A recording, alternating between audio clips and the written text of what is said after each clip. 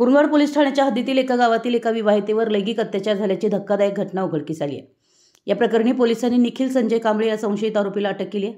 पीडित महिलेने दिलेल्या फिर्यादीनुसार आरोपीने तिला घरातून जबरदस्तीने ओढून नेत तिच्यावर लैंगिक अत्याचार केला आणि याबाबत कोणाला सांगितल्यास तिच्या पतीला मारहाण करण्याची धमकी दिली। या गंभीर गुन्ह्याची तक्रार नोंदवू नये, पैसे देतो प्रकरण मिटवा असा दबाव गावातील पोलीस पाटील यांचे पती आणि तंटामुक्त समितीचे अध्यक्ष यांनी पीडित महिलेवर टाकण्याचा प्रयत्नही केल्याचं फिर्याद पीडित महिलेने दिल्यानं या दोघांविरुद्धही पोलिसांनी अदखलपात्र गुन्हा दाखल केलाय। पीडित महिलेचा तिच्या पतीसोबत 12 तारखेला रात्री घरगुती कारणावरून वाद झाला होता। त्यामुळे ती घराच्या दारात बसली होती। मध्यरात्री 2च्या सुमारास संशयित आरोपी निखिल कांबळे याने तिचं तोंड दाबून तिला जबरदस्तीने घराच्या मागे नेलं आणि तिच्यावर लैंगिक अत्याचार केला। त्यानंतर त्याने पीडित महिलेला याबाबत कोणालाही सांगितल्यास तिच्या पतीला जीवे मारण्याची धमकी दिली।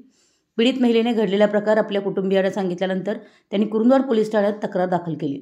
पोलिसांनी तातडीने कारवाई करत संशयित आरोपी निखिल कांबळे याला अटक केली।